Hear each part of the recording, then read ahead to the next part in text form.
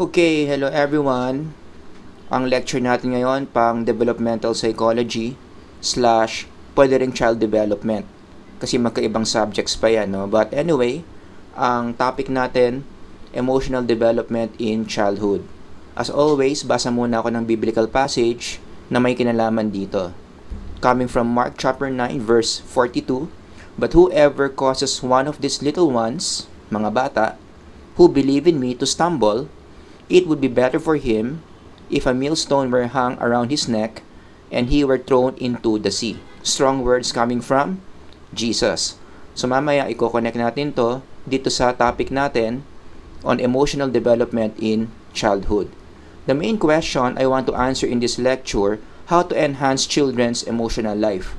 At bakit mahalaga na maganda ang emotional life ng isang bata? Because emotional life is a very strong predictor of their positive development. Para maging maganda, maging maayos ang paglaki ng bata. In Tagalog, ito yung English version no? Maayos sa paglaki ng bata means positive child development. One strong predictor na mangyayari yon kapag maganda, kapag constructive, kapag fruitful yung emotional life nila. So this lecture will focus in answering that question, paano mangyayari yon? Anong dapat mangyari sa emotional life ng bata para maging maganda yung kanilang child development. But before we answer this question, let's start general. Pag-usapan muna natin what psychology generally knows about human emotions. And then, i-connect natin to sa child development.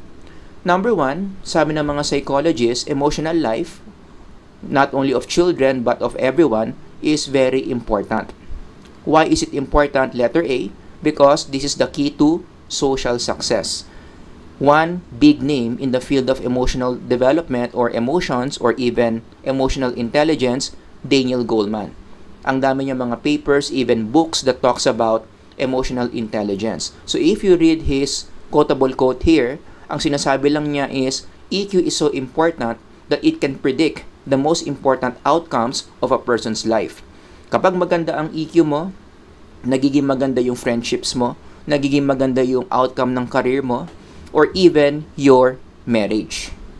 Yan yung sinasabi ni Daniel Goleman. In fact, sa mga follow-up studies, many emotion researchers na quantify nila that between EQ and IQ, EQ is more on understanding your emotions and other people's emotions. IQ is more on your intellectual abilities. Between EQ and IQ, mas powerful predictor ng life success ang EQ than IQ.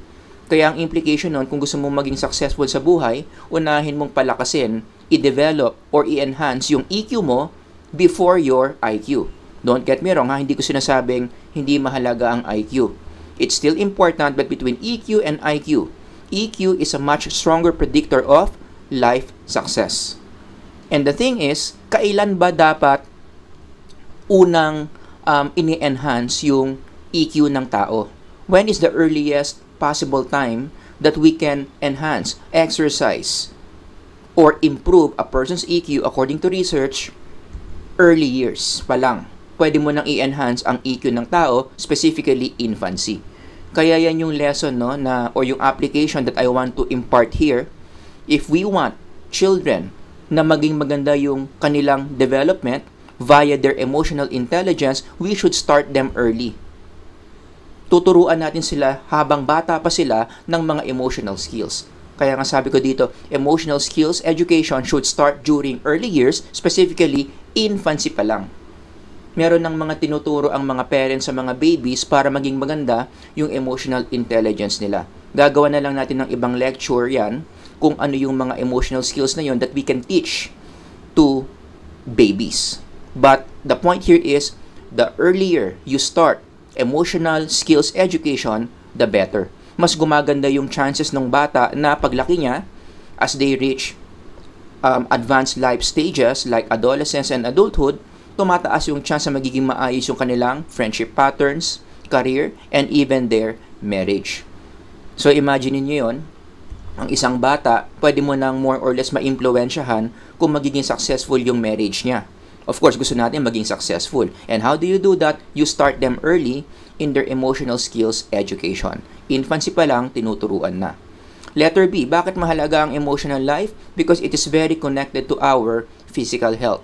Studies after studies have shown, for example, kapag lagi tayo nafe-feel bad emotionally, we feel sad, we feel worried, mataas yung level of anxiety natin, it destroys our body. Bakit? Kasi kapag mataas ang negative emotions, tumataas ang cortisol. And cortisol, according to studies, in high amounts, pag masyadong mataas ang cortisol, nagiging poison sa katawan. Nagkokos yan ng a number of physical ailments as you can see on the slide. Sumasakit ulo mo, sumasakit katawan mo, nagkaka-migraine ka, humihina ang immune system mo, madali kang magkasakit, nagiging malilimutin ka. Lahat yan caused by bad emotions, negative emotions such as, yun na nga, sadness and worry. And vice versa, kapag ang tao naman nafe-feel good, happy hormones naman ang lumalabas. So the psyche feels good, nagre-react yung katawan by releasing positive hormones, dopamine, serotonin, oxytocin, and endorphin. Ito naman, kapag ito yung marami sa bloodstream natin, gumaganda yung quality ng katawan. Lumalakas yung immune system natin, na-overcome natin yung mga simpleng sakit, nagkakaroon tayo ng high levels of physical energy, so on and so forth. Kaya, given this, no, ang isang application dito is one of the skills na dapat nating ituro sa mga bata is to teach them how to generate positive emotions. Hindi yung hinahanap ng mga bata yung positive emotions from external things. Lalong-lalo na during adolescent years, no, magda-drugs, maglalasing, because there are certain substances that can increase these happy chemicals in our body, pero ang consequence nun, ang kapalit nun, nasisira yung katawan, nasisira yung immune system, nasisira yung brain, lalo na kapag yung ginamit is drugs.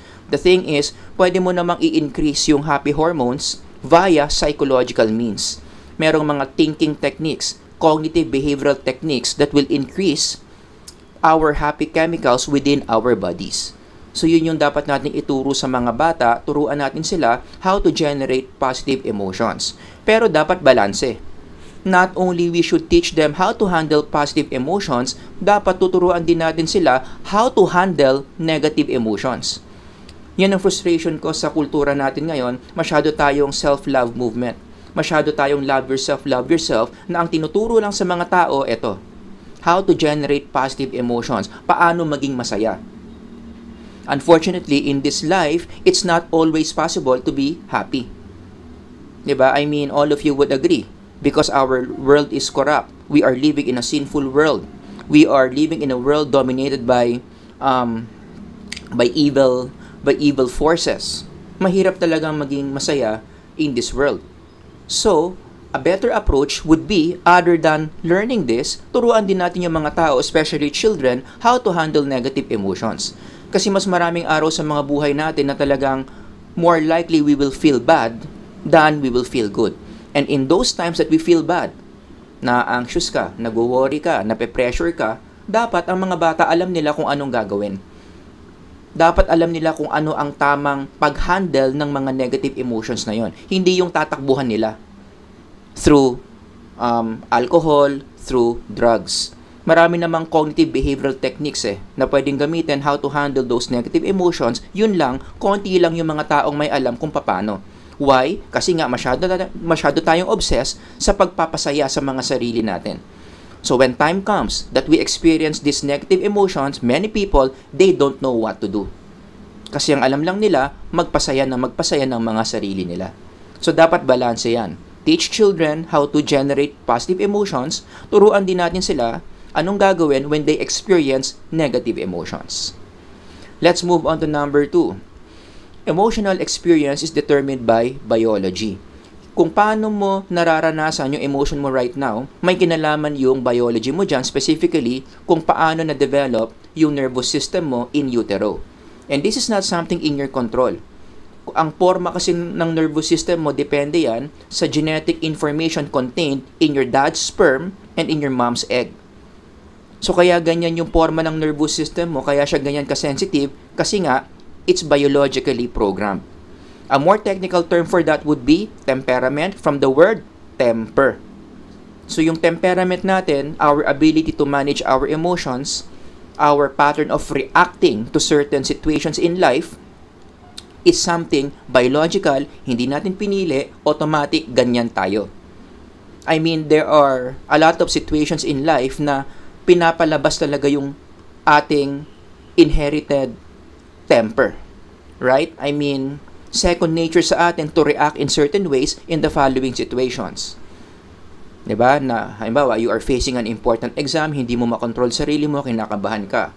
Yung partner mo, hindi ka tinetext. So, napapraning ka na baka niloloko ka, hindi mo ma-handle ng maayos yung selos mo o yung pagkapraning mo.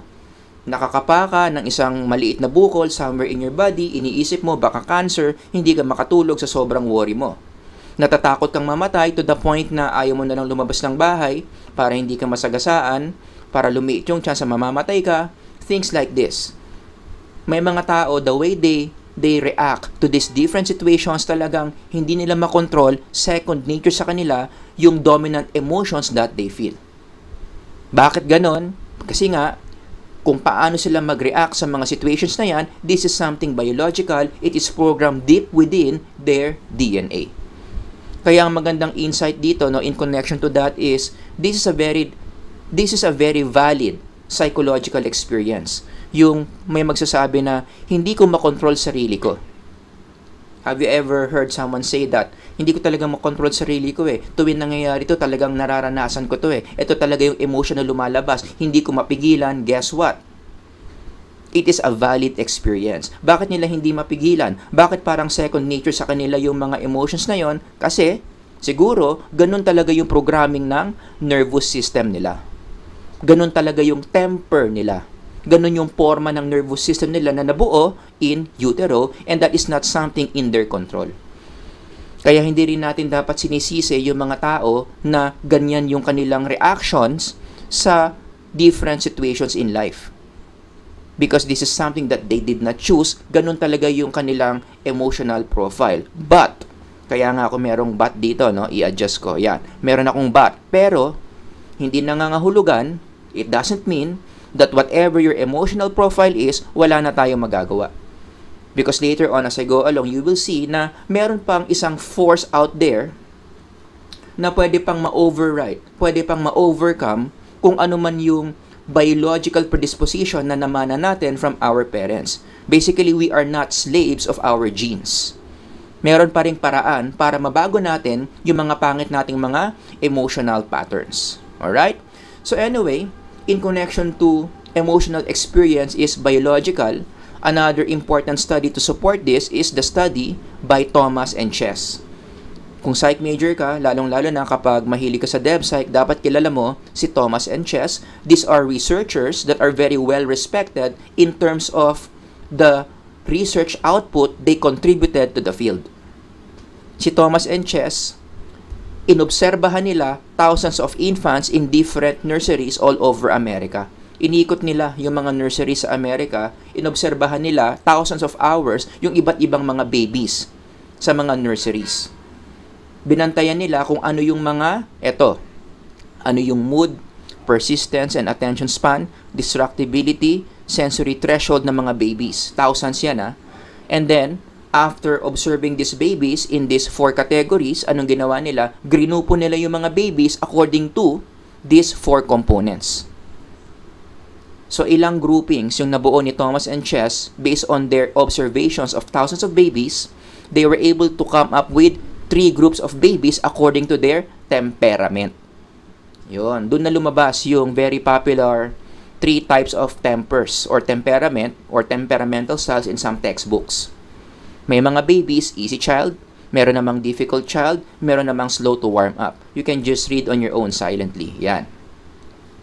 Ganyan nila nabuo yan. Again, going back, they observed thousands of babies in these 4 components: mood, persistence, attention span, distractibility, sensory threshold, and then based on what they saw, pre-profile nila by grouping them into 3. Yun na yung 3 lumabas doon sa mga observations nila. Based on this, you can categorize babies into 3 groups. Some babies are easy, difficult, and slow to warm up. And also, let me just add, according to the study by Thomas and Chess, itong temperamental style ng mga babies, it's highly stable in the lifespan. Ibig sabihin, kung ano man yung temperamental style ng isang baby, makakaasa ka around 90+% na yun pa rin ang temperamental style niya kapag pumunta na siya sa advanced life stages.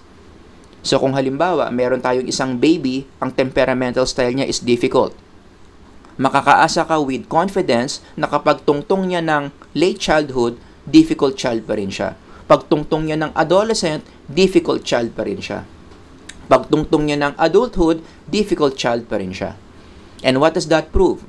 In DepPsych, if something is highly stable in the lifespan, most likely, kontrolado yan ng genetic predisposition.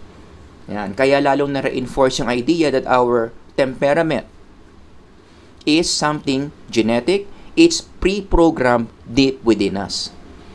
Kaya nga in connection to that, no, this explains why may mga tao talaga sa society natin, bakit hirap na hirap silang i-overcome yung mga destructive impulses nila, such as anger. Hindi mo mapagbigyan ng konti, magwawala. Diba? Magalit mo ng konti, bababa ng sasakyan, manunutok ng barel. Bababa ng sasakyan, sisigawan niya yung driver ng sasakyan na kalikod niya. May mga tao talagang ganyan.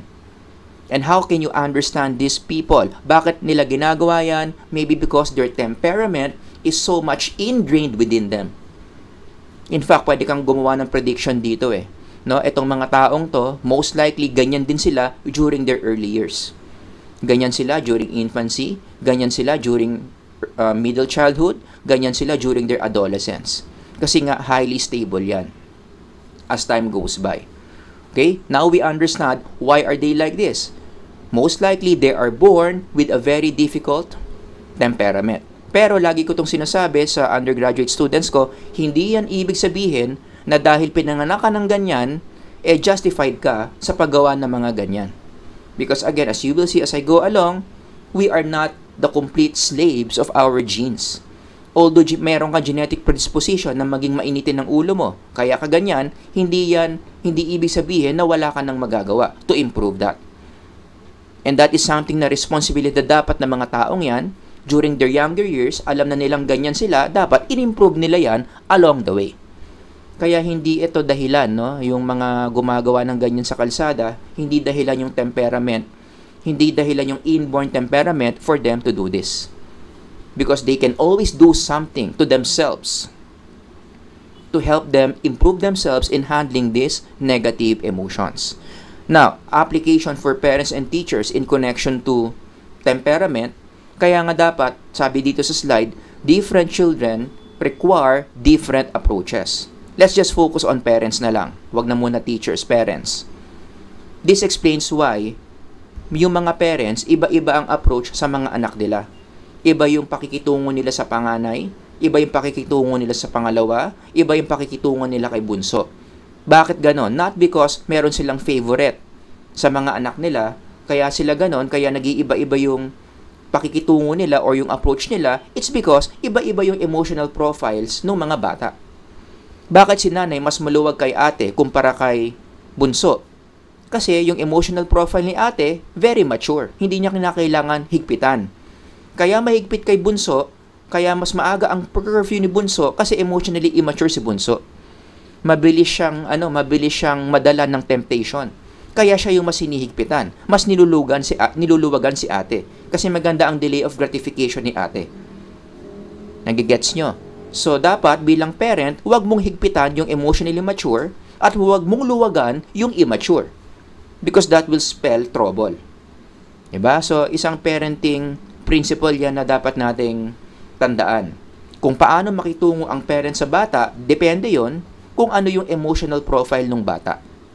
Which is something, again, partially inborn sa kanila yung ganong temperament. And last one, number 3, about emotions. Emotional experience is learned, natututunan. Yan. Meron ding role ang kultura in the way we experience our emotions. Doon sa number 2, nag-focus tayo sa biology. Dito ang focus natin, environment. Meron tayong mga emotional experiences, meron tayong mga emotional patterns na natutunan natin from our environment. Tinuruan tayo. Like for example, in anthropology, meron tayong term, ang tawag, emotional display rules. Ito yung mga do's and don'ts. kung paano tayo dapat mag-express, paano tayo mag-behave in certain social situations. Like for instance, sa kultura natin, usually kapag may nakikita tayong nadapa, ano ang una nating reaction? Natatawa tayo. Right? Now, is it right to say na kaya ang tao, kaya tayong mga Pilipino natatawa kapag may nadapa kasi inborn sa atin yon? Of course not. Kaya tayo natatawa kapag may nadadapa kasi we were conditioned by our experience, by our culture na matawa kapag may nadadapa. Siguro in the past, nung nadapa tayo, may natawa. Diba? Meron tayong nakitang nadapa, yung mga kaibigan natin natawa, tapos tinuruan din tayong tumawa kapag may nadadapa. So kapag may nadadapa, natatawa ka because you were educated by your culture. The same thing when attending a wake. Kapag may burol, merong mga do's and don'ts dyan. Tinuruan tayo ng kultura natin kung ano yung emotion na dapat ipakita natin when someone dies. Pasok ka sa kwarto kung saan nandun yung nakaburol. Diba? Paano dapat ang demeanor mo? Paano dapat yung eye contact mo? Ano dapat mga sinasabi mo in that situation? All of this are culturally taught to us. Yan ang role ng kultura in teaching us how to handle, how to express our emotions. Another interesting study, just to further reinforce that emotions are also controlled by culture, etong study ni sa Arnie, 1995. Kung pag-aaralan mo raw yung experience of emotions during infancy, sabi ni sa Arnie, baby boys express more intense emotions than baby girls. Mas mataas, mas malakas ang intensity ng emotions ng mga lalaki kumpara sa mga babae, which tells you that this is something biological. It has something to do with testosterone.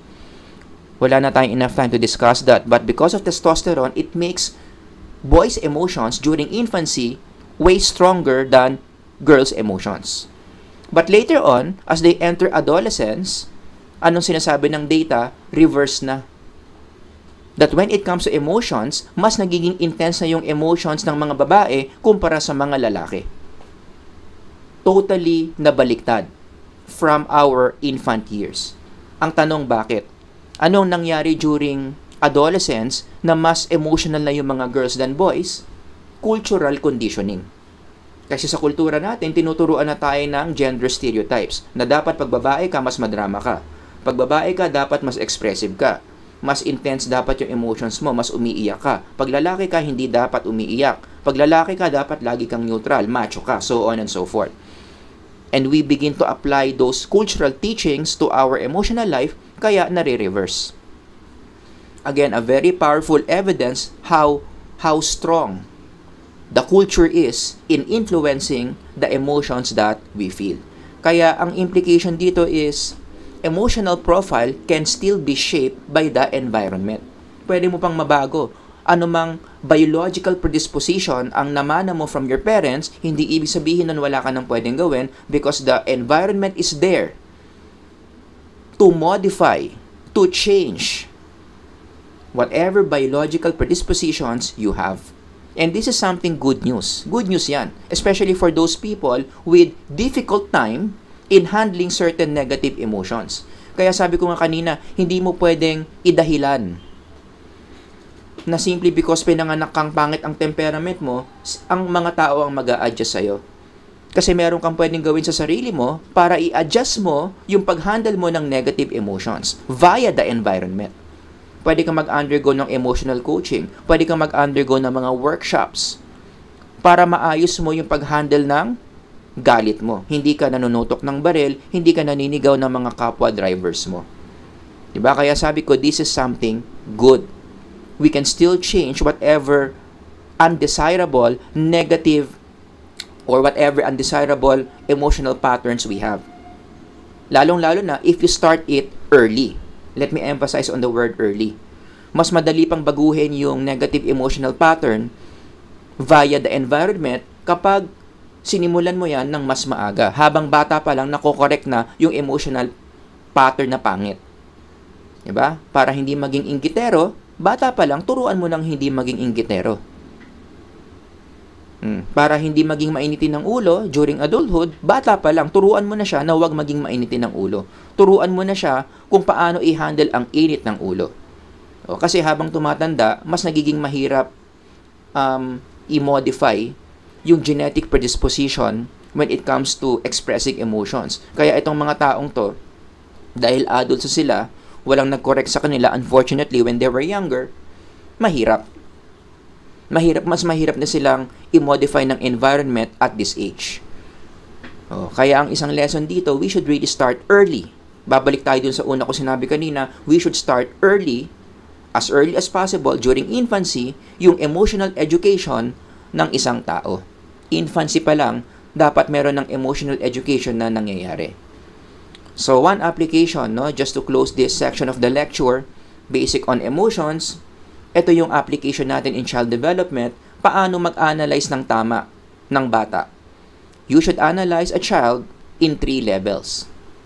Kung gusto mong i-analyze yung emotional patterns niya, bakit siya ganyan emotionally, 3 ang tatanungin mo. Ano ang role ng biology niya sa emotion niya? Ano ang role ng environment niya sa emotion niya? And most importantly, ano ang role ng interaction ng biology at ng environment niya? The word interaction is very important. Diniscuss ko yan in this biopsych lecture. If you want to watch, panoorin nyo para maintindihan nyo kung anong ibig sabihin ng interaction. Alright? So, ganyan ang tamang paraan sa pag-a-analyze ng bata. 3 levels yan. Biology, environment, and then the interaction between the biology and the environment. I-apply mo yan sa mga bullies. I-apply mo yan sa mga nabully. Bakit ang isang bata bully? Again, you answer these 3 questions about the bully. Ano ba yung biological predisposition ng bully? Ano ba yung environment ng bully? Ano yung interaction ng biology at ng environment ng bully? The same thing with the victim. Ganun ang tamang analysis ng mga bata. Again, if you want to know more about interaction, panoorin nyo tong lecture ko on gene and environment interaction. Okay? So, yun ang basics of human emotions. Now, we are ready to dive in children and emotions. Intro pa lang yung mga sinabi ko kanina. Pero mabilis na lang to, There are 2 topics I want to discuss here. Number 1, ano ba yung mga emotions that children feel? And number 2, how children manage their emotions. Unahin natin yung number 1, ano ba yung mga emotions na nararamdaman ng isang bata? First thing I want to establish here, the emotional life of a human being starts during infancy. Kaya hindi totoo na yung mga babies wala silang emotions, wala silang nararamdaman. Hindi lang nila masabi kung anong nararamdaman nila because they are pre-verbal. Hindi pa nila master yung words to describe their emotions, but they already feel certain emotions. Yan. In fact, ang tawag sa emotions na nararamdaman nila during that time, infancy, primary emotions. 5 daw yan Anger, joy, fear, love, and sadness. Natural sa tao yan. Hindi mo kailangan ituro sa tao to feel these emotions for them to feel this. By nature, our psyche, alam yung mga emotions na yan.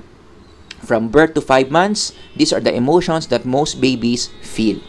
And then later on, habang lumalaki yung baby, makaka-experience sila ng secondary emotion from 6th month onwards. Now, it doesn't mean na kapag 6 months na sila, nararamdaman na nila lahat ng secondary emotions, It takes time. It's just that the foundation to experience these emotions start at the 6th month of existence. Yun. So, ganun yung movement. Simula muna sa primary emotions, the 5 basic emotions, leading to more sophisticated secondary emotions. That starts at around 6th month. Now, saan papasok ang development dito? Ano ang dapat mangyari sa bata? Para from primary emotions, makapunta siya sa phase ng buhay niya na makaka-experience siya ng secondary emotions. Ano yung dapat mangyari sa kanya? 2. Una, dapat maging maganda yung brain development niya. Pangalawa, dapat meron siyang enough social stimulation from the environment. Got that? So, yung brain development, ibig sabihin, habang lumalaki yung bata, habang nabibigyan siya ng proper nutrition, dumadami yung brain cells niya, dumadami yung interconnection of neurons, it makes the brain more sophisticated emotionally. Hindi mo mararanasan yung mga secondary emotions kung kulang-kulang yung neuronal connection ng brain. So, dapat maging maayos yung paglaki ng brain via good nutrition. Yun yung unang dapat mangyari. But the brain cannot do this on its own. Kailangan niya ng tulong from social stimulation. para lalong ma-feel ng bata yung mga secondary emotions. Ibig sabihin ng social stimulation, marami siyang mga taong nakikita, marami siyang mga taong nakakasalamuha, marami kumakausap sa kanya, marami siyang interactions with other people. Yan. Yung social stimulation na yan further supports brain development. In fact, they support each other. Brain development supports social stimulation. Social stimulation further supports brain development. Bidirectional yung relationship ng numbers 1 and 2. Kaya ang application dito is, it's very advisable according to research na ang mga bata at a very young age, maka-experience sila ng preschool. Kasi debate pa rin yan among parents, no, kung dapat ba ang bata pini-preschool or hindi. But what the data is showing in the literature is, pag pini-preschool mo yung bata, na-enhance talaga yung brain development niya. Nakakakuha siya ng proper social stimulation, leading to faster experience of secondary emotions. Yan. Kaya ako rin, no, personally, for those of you who are watching, may kakilala kayo mga bata, I highly recommend that they undergo preschool. Alright? Now, balikan ko lang muna yung slide na to kasi talagang na-intriga ako dito doon sa love. Can you imagine, ang tao, hindi mo kinakailangan turuan ng love for them to feel love. By nature, we know what love is. This is not something that you teach people. This is something that human beings are born with. We are born with the capability to love and receive love. Ang question, bakit? Saan nanggaling yung ganong capability natin? Na-connect ko yan sa nature ng creator ng psyche, who is the God of love. Diba sinabi yan sa 1 John, whoever does not love does not know God because, altogether read, God is love. That's one of the qualities of the creator of the psyche. He is a God of love. And then He created man in His own image. So doon nanggaling yung loving tendency natin. We were created in the image of a loving God. Right? So this is the foundation of human nature. We are born, we are wired to receive love and give love. And this is one of the most important aspect of the psyche na marami mga psychologists nakakalimot. Diba? Ito yung starting point in understanding a human being. We are creatures meant for receiving love and giving love. Kaya i-connect mo yan sa framework natin sa child development. The degree of love received and the degree of love given by a child will determine that child's emotional life. Kaya may mga bata, pangit ang emotional life, may mga bata, maganda ang emotional life. Ano pinagkaiba nila? Dito. Sa love received and love given. You can always go back there. Bakit may mga bata nambubuli? May kinalaman yan sa love received and love given. Siguro sa pamilya niya, hindi siya na-love. Siguro sa pamilya niya, wala siyang opportunity to give love, kaya nasisira yung personality niya. Ang effect, nagiging bully siya sa eskwelahan. Even the victim is like that. Bakit siya nabivictimize ng mga bullies? May kinalaman na naman dito yan.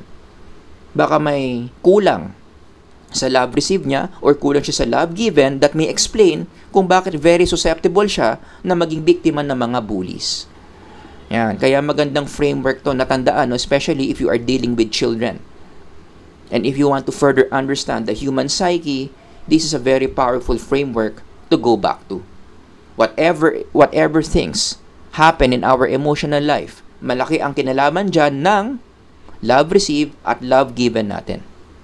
Because we are, again, created by God to receive love and give love. And the more we fulfill that nature that we have, the more we allow a child to receive love and give love to other people, mas gumaganda yung emotional life niya. Now, let's move on to number 2, how children manage their emotions. Ang sagot dyan, una, biology gives us biological mechanisms to manage our emotions. We are wired to manage our own emotions. Baby pa lang, makikita mo na that we are wired to manage emotions. Like when babies thumbsuck. For those of you who are not aware, when babies thumbsuck, ibig sabihin nun, meron silang emotion na minamanage. That is usually negative. Yan. Gusto nilang umiyak or na-anxious sila, magta-thumbsuck yung mga yan. And also, other than thumbsucking, another evidence that we are biologically predisposed to manage our emotions, yung presence ng frontal lobe. For those of you not aware, yung frontal lobe, that's the upper part of the brain. Karamihan ng mga drives, ng mga impulses natin, nanggagaling sa lower brain.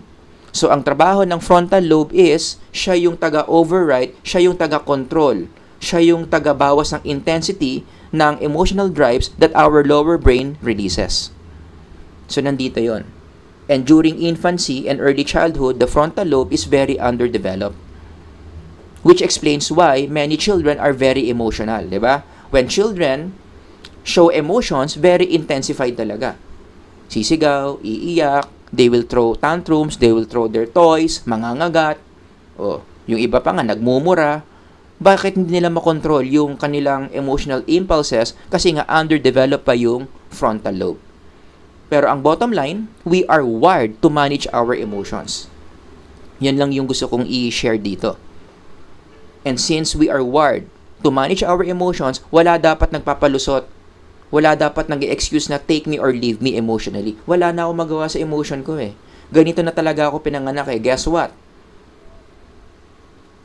We are wired to manage certain emotions. So, wag natin sabihin na wala tayong magagawa sa mga emotions that we are feeling. Okay? In fact, other than our biological mechanisms that help us manage our emotions, may contribution din ang kultura in helping us manage our emotions. Diba? Culture, along our development, will enter our life to teach us and educate us on the rules on how to properly express emotions. Ang tawag dyan, emotional display rules. Paano mo dapat ipakita yung emotion mo? Kino-coach tayo ng kultura to do that.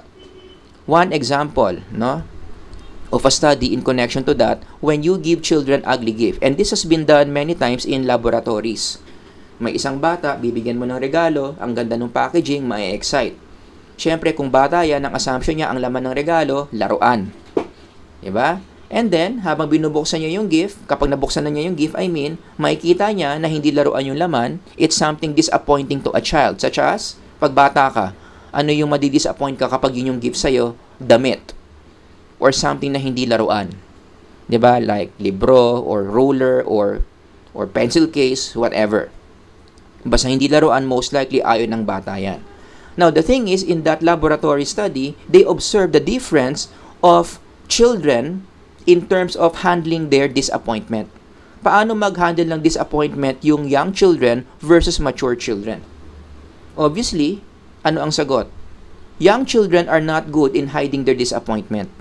Talagang pag nakita nilang pangit yung laruan, kitang-kita mo sa mukha nila na bad trip sila. Yung iba, i-verbalize pa, ay pangit yung gift. Diba? Talagang hindi nila itatago yung disappointment nila. Compared to mature children. Mature children, on the other hand, are so good in hiding their disappointment. Hindi na lang sila kikibo. In fact, marami sa kanila magi-smile pa, and they will even say thank you to the experimenter who gave them the gift.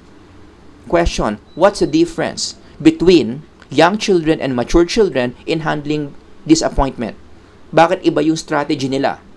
Of course, number one, we cannot deny the fact mature children have more mature brains than young children.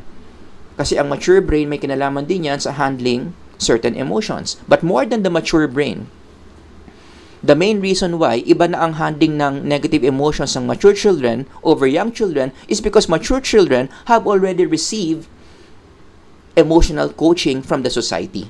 Sila na yung mga naturuan ng society on how to handle negative emotions such as disappointment.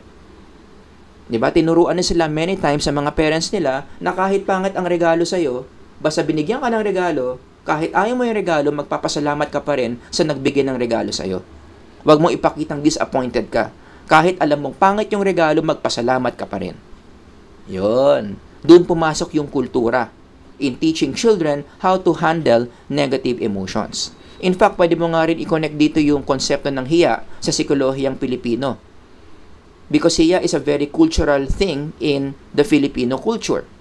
Right? Ang mga batang Pilipino na lumaki sa Pilipinas, na natuto ng kulturang Pilipino, mataas ang level ng hiya. And that will affect the way they express certain emotions. Kasi sa kultura natin, ginagamit natin yung konsepto ng hiya to prohibit them to express certain negative emotions. Uy, mahiya ka naman, nagwawala ka. Uy, nakakahiya ka, seloso ka. Uy, nakakahiya ka, nangagat ka kapag natatalo ka sa laro. O, di ba? Kaya yung mga bata sa Pilipinas, dahil may konsepto ng hiya, very controlled yung expressions nila of negative emotions compared to Western societies. I know this for a fact because I know a lot of friends who work in America as teachers. Talagang lagi nilang sinasabi, ibang-iba talaga yung mga bata sa Amerika compared to the Philippines. Sa Amerika talaga ang mga bata dyan, they are trained how to say what they feel. They are trained to show what they feel. Ganun kasi ang cultural expectation sa Amerika. Pakita mo kung ano yung nararamdaman mo. Dapat kung ano yung nasa loob mo, yun yung pinapakita mo sa labas. Authenticity ang tawag nila dyan. Pero sa Pilipinas, merong hiya na pumipigil. Kaya ang layo ng estado ng loob natin sa labas natin. Got that? So that's another good example how culture contributes to our experience of our emotions. One last study in connection to that point. The study by Cole et al. 2002 is also very interesting. Tinanong nila thousands of children, both Asian and American, anong gagawin nila, what would they feel if somebody spilled a drink on your homework? So it's a hypothetical question. So tinanong nila yung mga bata, Asian and American, and their responses differed. For Asian children, ano raw yung emotion that's very dominant when something like this happens to them? Sabi ng data, it's shame. And that's so ironic, di ba? Ikaw na nga yung natapunan, yung homework mo na nga yung natapunan niya, pero ikaw pa yung mahihiya para sa kanya. On the other hand, yung mga Westerners naman, yung mga American children, ang dominant emotion nila is anger. Talagang papakita nila na galit sila doon sa taong nakatapon sa homework nila. But Asian children are not like that. Asian children, sila pa yung mahihiya sa nangyari. Sila pa yung magpapacify doon sa tao na okay lang yung nangyari kasi hindi naman niya sinasadya. Something like that. You see? That is so Asian. Very different from being an American child in connection to expressing emotions. Yon. So again, lahat ng mga examples ko na yan support the idea na meron talagang malaking role ang kultura in shaping the kinds of emotions that we feel.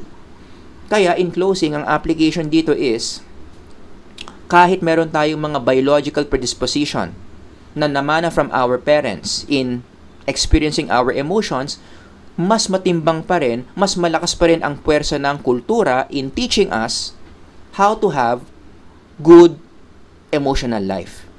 Remember, going back to my question a while ago, balikan natin yung slide na yon.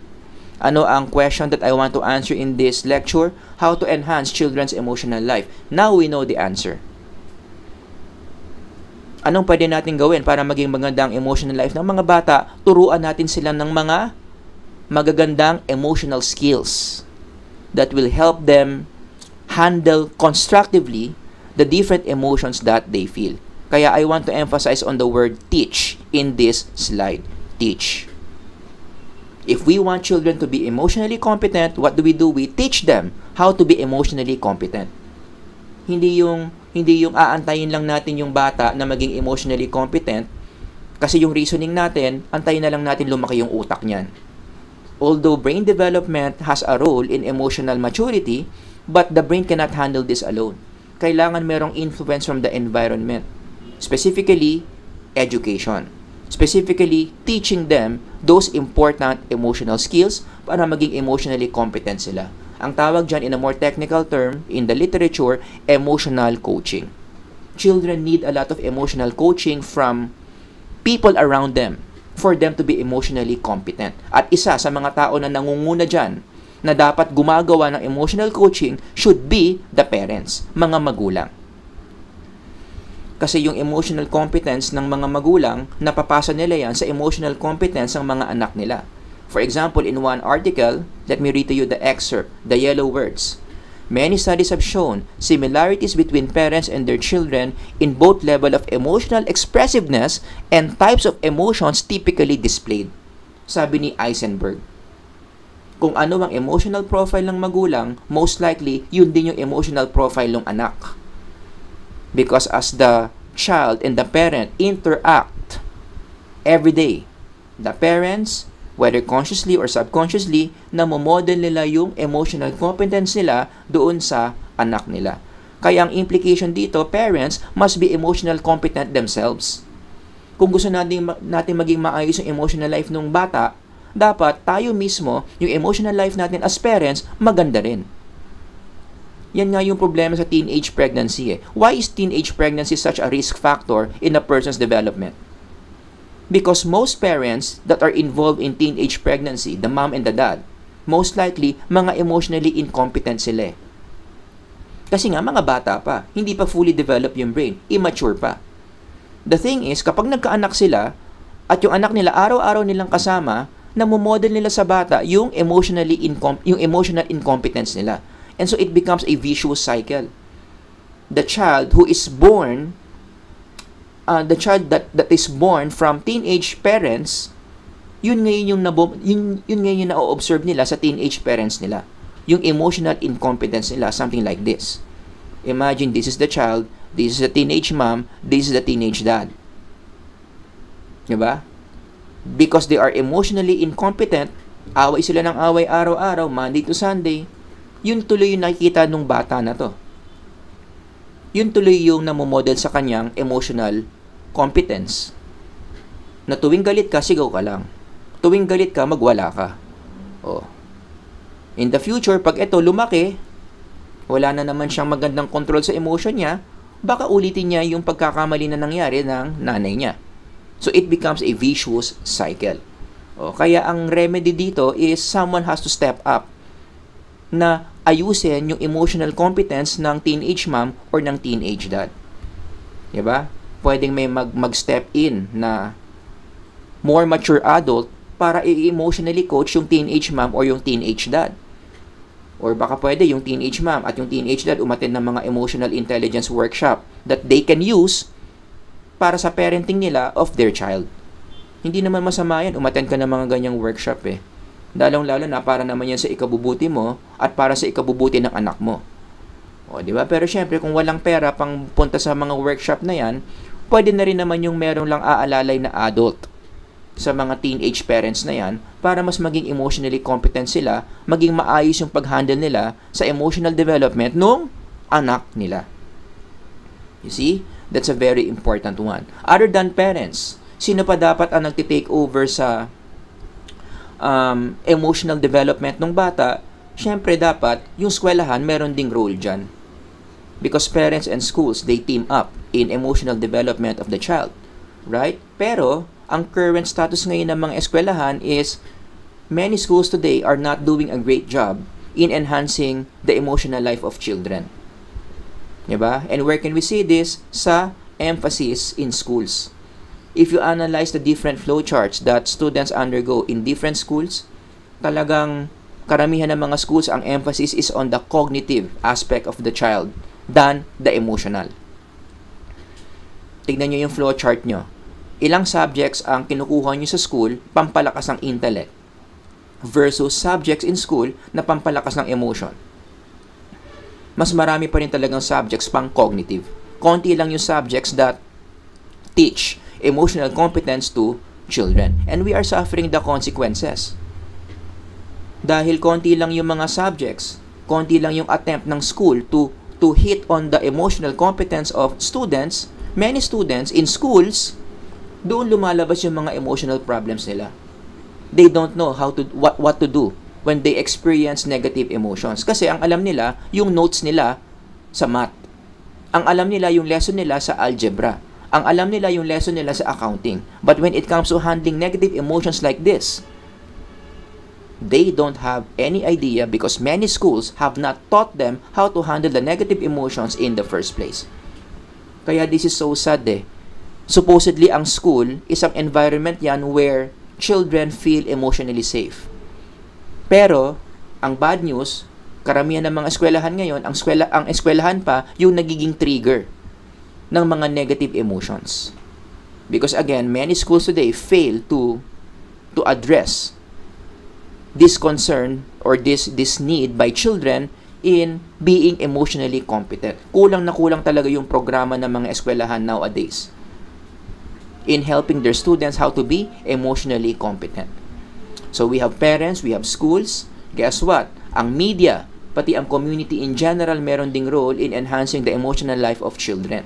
Huwag natin kakalimutan yan. Media and community in general. Kasama na dyan, syempre, yung mga politicians, ex-presidents, yung mga artista, yung mga influencers, yung mga pinupost sa social media.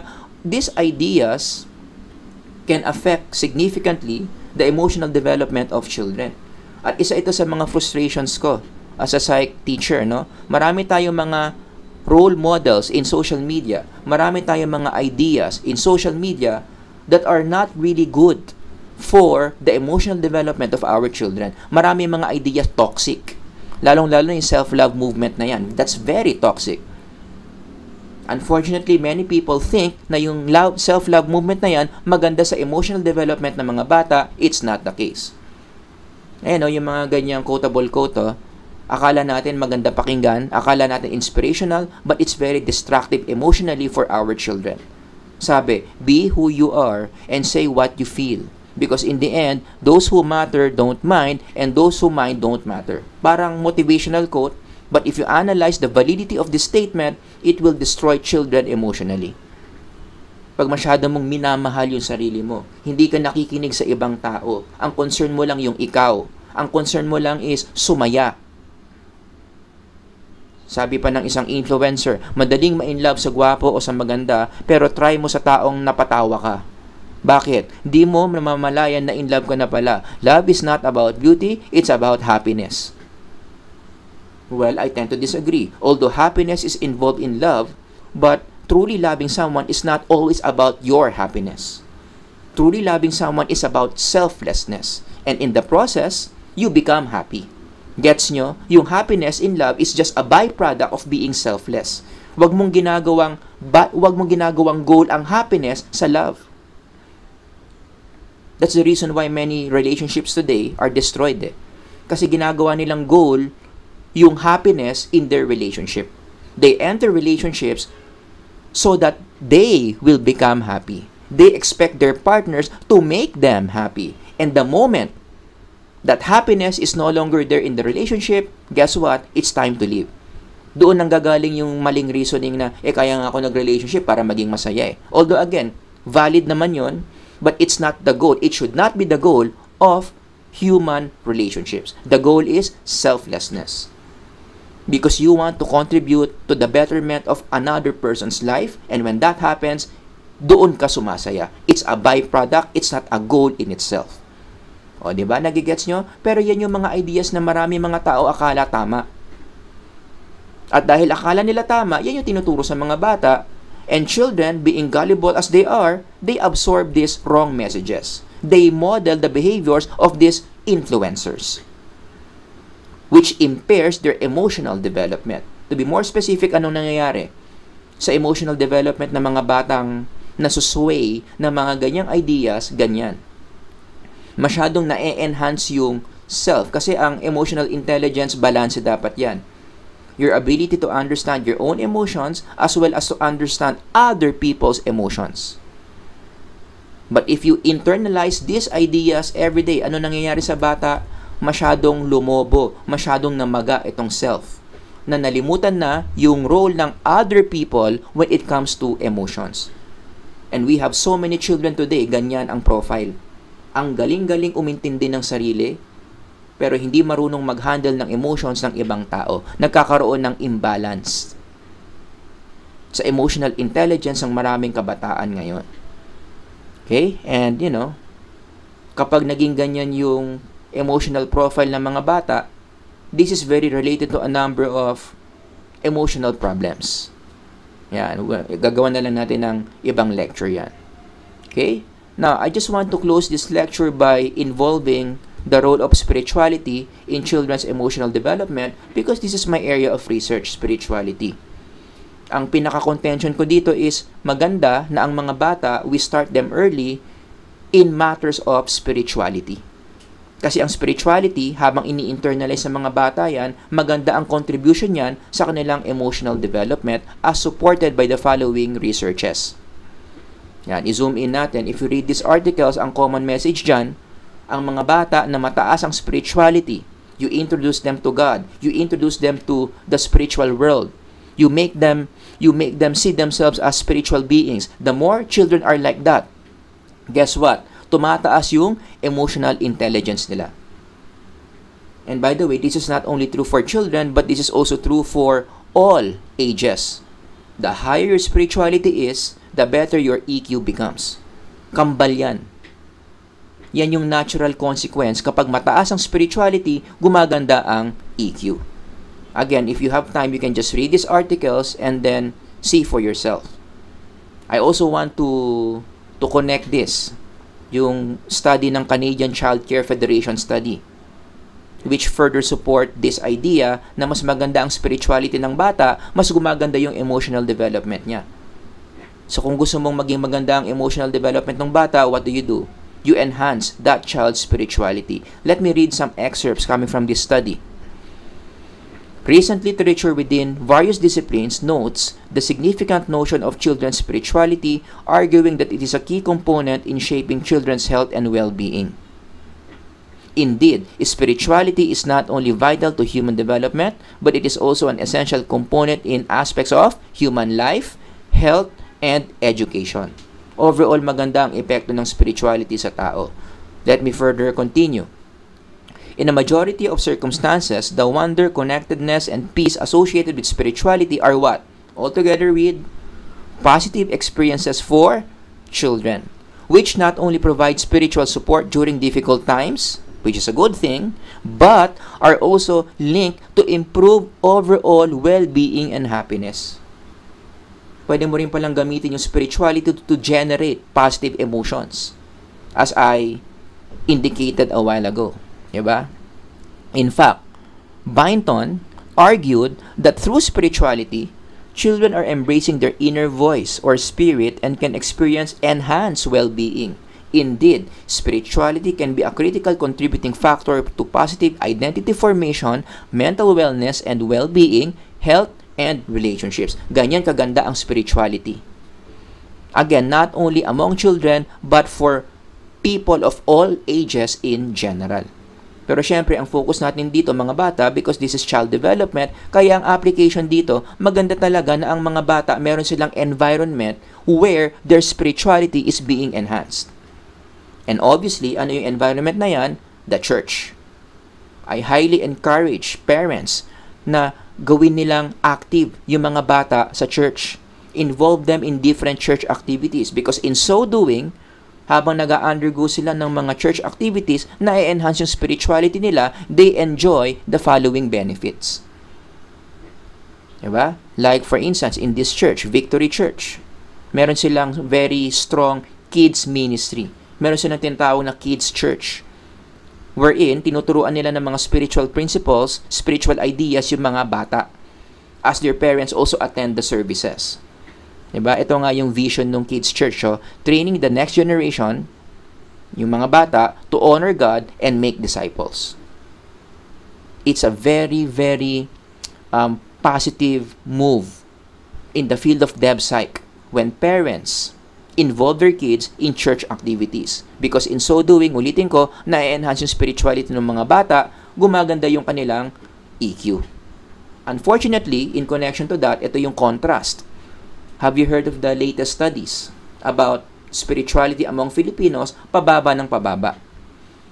Patagal ng patagal, nagiging konti yung importance ng spirituality sa buhay ng mga Pilipino, and many people are rejoicing. Many people are celebrating this.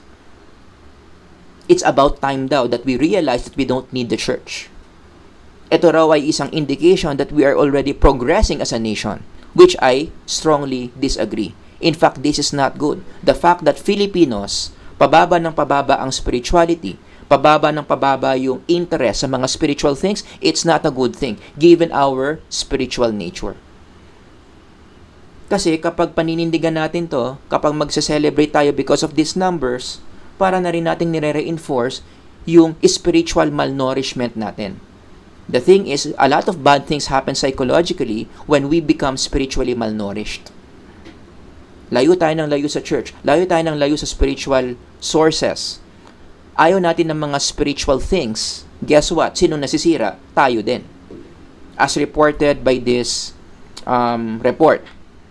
Strengthening mental health and psychosocial support system and services, it's a report kung ano ang consequence kapag bumababa yung spirituality, especially of young children. Diba? Hindi mo na sila ini-introduce kay God. Hindi mo sila ini-involve sa mga church activities. Rather, you expose them to worldly activities. You make them believe that there's no God. You make them believe that we don't need religion, so on and so forth. Anong sabi ng report dito? Ang sabi, children and adolescents aged 0 to 18 years in the Philippines experience a substantial burden of poor mental health. Modeled estimates from 2019 Global Burden of Disease Study indicate that mental disorders and self-harm accounted that year for around 13% of the total burden of disease among 10 to 19-year-olds. Let me continue. Among younger adolescents and children aged 5 to 14, mental disorders were the third leading cause of poor health as of 2019, with conduct disorder and anxiety disorder alone accounting for almost 6% of the total burden disease in this age group. Mga bata yan na age 5 to 14. 1 in 8 adolescents aged 10 to 19 and 1 in 17 children aged 5 to 9, again, childhood years yan, 5 to 9, were estimated to have a mental disorder, including developmental disorder. Tanong, bakit? Yan na ngayon yung consequence nito. Kaya nga sabi ko, we should not be celebrating. This is not progress. Yung mga taong naniniwala sa ganyan, no, that this is progress, na nabubuksan na yung isipan natin, no, because we are spiritual beings, we have spiritual needs, and religious institutions like this are very good ways in helping us meet those spiritual needs. Kaya ako, ang hypothesis ko, kapag nagpatuloy yung ganyang trend, when people in our society becomes less and less religious, ano mangyayari sa emotional development ng maraming tao? Papalya ng papalya. Diba? Because spirituality enhances EQ. So kapag bumababa ang spirituality, bababa rin yung EQ, now we suffer these consequences. Kaya, in closing, ito yung mga lessons na gusto kong matutunan ninyo in this quote-unquote short lecture, naka-1 oras sa pala tayo. Number 1, trace biological starting point of a child's emotion. Ganyan talaga dapat. If you want to further understand a child's emotional profile, you start with the person's biology. Because emotions are biologically based. Pero after that, number 2, that's where environment enters the picture. Now that you know the biological emotional profile of the person, now you can teach this person different emotional skills that will help them to be more emotionally competent. At sino dapat ang gagawa niyan? Sino dapat ang magtuturo ng emotional competencies sa mga bata? Yung mga taong nakapaligid sa bata. The family, peers, school, media, and the community. Pero ang bottom line, what ties up everything here must be spirituality. Dapat maayos yung spirituality ng mga taong to. Diba? Kasi kung yung mga taong yan, hindi maayos ang spirituality, emotionally impaired din, what will they teach the children? So dapat yung mga taong yan, ang foundation din nila is their own spirituality. It's their responsibility to be spiritually mature so that they can help younger generation to be emotionally competent. Now we go back to the opening verse that we had in this lecture. Bakit ko binasa yung Mark 9:42? But whoever causes one of these little ones who believe in me to stumble. Anong ibig sabihin ng stumble? Ano yung mga pwedeng gawin ng mga tao sa mga bata that will cause the children to stumble? Ito na yun. Kapag yung mga adults don't teach children spirituality, kapag yung mga adults share wrong ideas about spirituality, kapag yung mga adults dinideny nila yung existence of spirituality sa mga bata, yan yung stumble na sinasabi dito. Merong malaking punishment sa mga ganyang adults who teach children these wrong things about spirituality. Kaya special mention dyan sa mga adults na ganyan yung tinuturo sa mga bata. Hindi mahalaga ang spirituality, hindi totoo na may Diyos. Yan.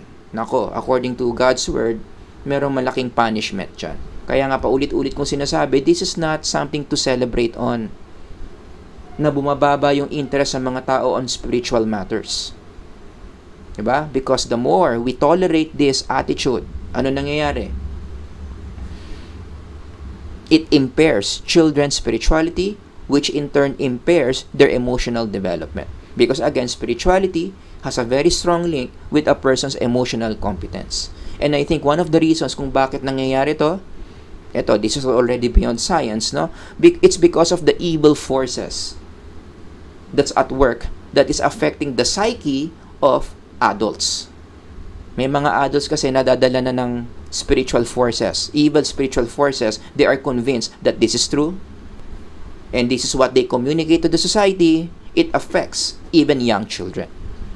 Kaya mahirap talaga kalaban yung mga spiritual forces. They are so smart in making people move away from our Creator.